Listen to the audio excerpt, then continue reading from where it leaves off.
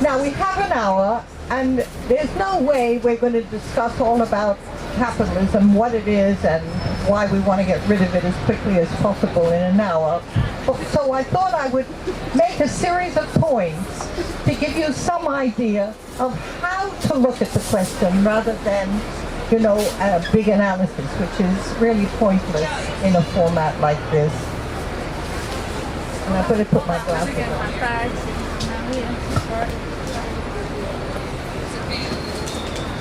I think I have to say first that profit is very mystified. Everything under capitalism is very mystified. But the first thing is where profit comes from. And profit comes from, first of all, from wages that they give you when you work. No, I think. But you always make a lot more for them than they give you back in wages. And that's fundamentally the con. I paid you for an hour. No, you didn't. You paid me for 15 minutes. 45 minutes of the time I was working you took. And that's how profit fundamentally begins. I've written about it at some length.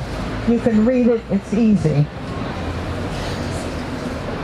But we have to remember that capitalism is that the technology has gone up enormously to make computers and all the rest, but so has the working day. It hasn't saved us any working time. And that is probably, one of the biggest scandals of capitalism, because they're telling us that we have to work harder and that we can't retire, we have to work longer, in spite of the fact that we have sacrificed greatly. A lot of people were unemployed, a lot of people suffered in order for technology to be revolutionized. And what has it revolutionized? Not a lot for us. When we get home, if we have any energy left, we have some computer and other toys to play with, okay? 2, under capitalism, money has a life of its own. They say the market can't this and the market. Who is the market? I'm not the market, you're not the market. They make it sound like what the needs of profit-making and money-making are is what we all have to bow down to. What it means for human beings is never mentioned. It's not only not central, it's not important. And I want to give you a classic example of how this is true. When we go out to work, they say we're workers. When we reproduce the next generation, we're not doing anything important. Now, excuse me. The reproduction of the human race has to be central to any society, but it's not in this society. It's marginal. They're passing a law right now that mothers should go out to work from the time their children are 5 years old. And who cares what happens to the children? That's not what the society is about. The society is about the market needs it. But our children are not the market. We are not the market. Adults, elderly people, we're not producing anymore, so what's the point of taking care of us? I mean, we're just useless eaters. That's what Hitler called us, and that is fun. He was capitalism writ large. That's all he was.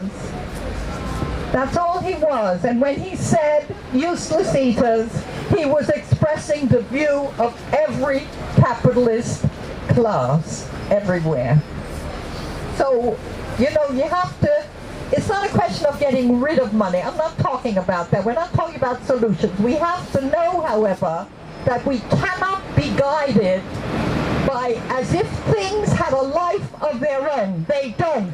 We have lives, and things must be subordinate to us rather than we subordinate to things. That's capitalism, when the things are in charge and the people are hidden behind them. An important part of the way capitalism works is the divisions among us. Women and men, people of different races, even within the same country, and certainly between nations. They couldn't get us to make war if we weren't divided by nation, and yet it's all kinds kinds of ways in which we're divided. I want to give you one example. There are 27 occupations in the UK. Is that right? 29. There you go, it's already 29. Do you think that this occupation is relating to every occupation in the UK? They're not. You're not. That's a terrible mistake. It's very capitalistic not to be in touch with every single occupation, what they're doing, what they're going through, what they're inventing. We need to know. They're inventing, they're creative, they're doing something. Why don't we know about it? Because we have a capitalist mentality that we have to take charge or take care of or protect this occupation without thinking of the others. Let's get anti-capitalist and make a strong connection with every occupation everywhere. Yeah. Okay, number 4.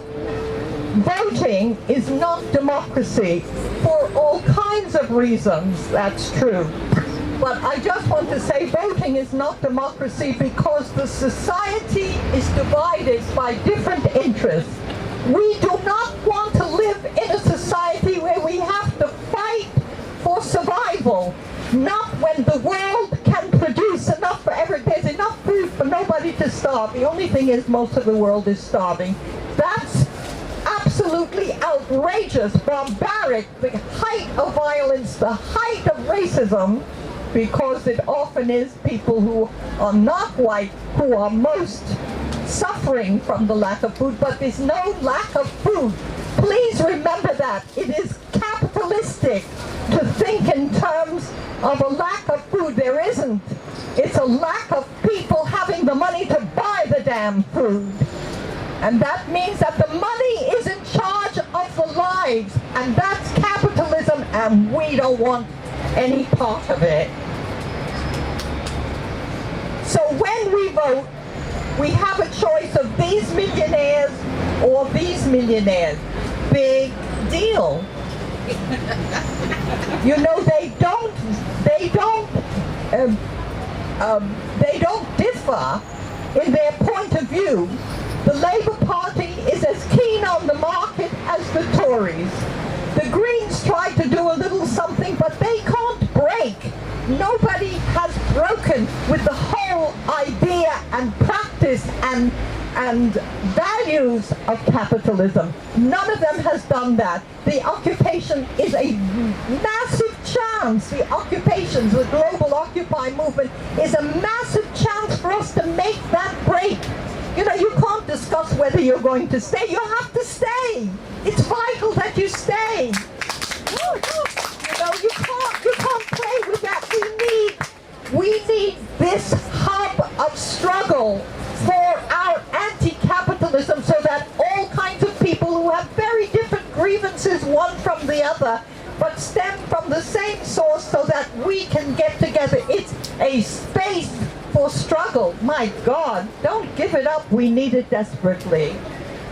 And we're not going to vote in anti-capitalism. We can vote in the beginnings. They did in Venezuela and sometimes elsewhere. They vote. But then once they were in, the anti-capitalists were in, as in Haiti with Aristide, or in Venezuela with Chavez. They then had to fight tooth and nail in order to get what they wanted. The population had to stay active and alert. And especially who was active and alert were the women. Well, what else is new? We're always strugglers, and we're always fighters for justice. Every man who has ever been persecuted has 6 women behind him fighting for his cause. We know that at our Women's Center. Where is Nikki? Yes, Legal Action for Women can tell you chapter and verse. What I say can be proven.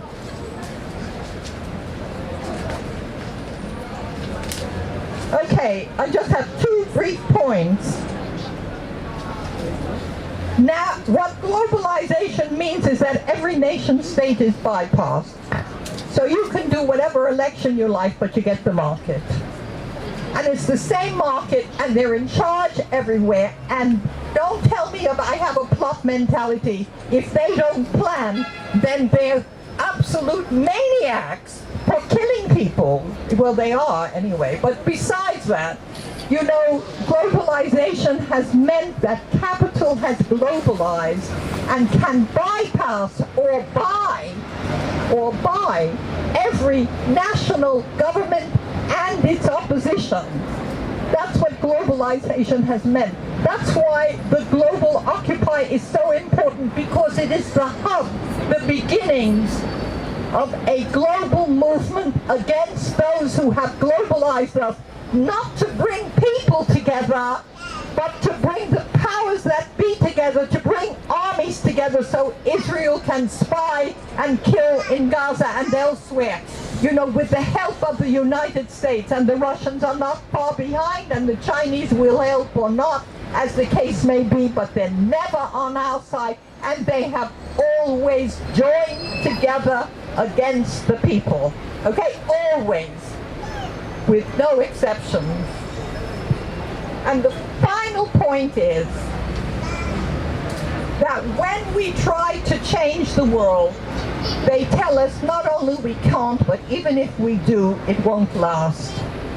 Or human nature is against it. Now, I want to tell you, I'm a Marxist.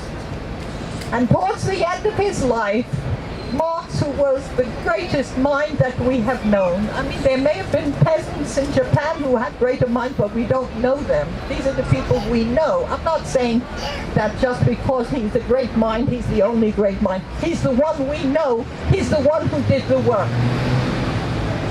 He looked at all that the anthropologists at that time, in the middle of the 19th century, were doing, the work that they were doing, and what he found out is absolutely crucial, which is that every human society that they have been able to find everywhere was communist for centuries before class society came. That means it's human nature to be communist, and that's what I am. Thank you.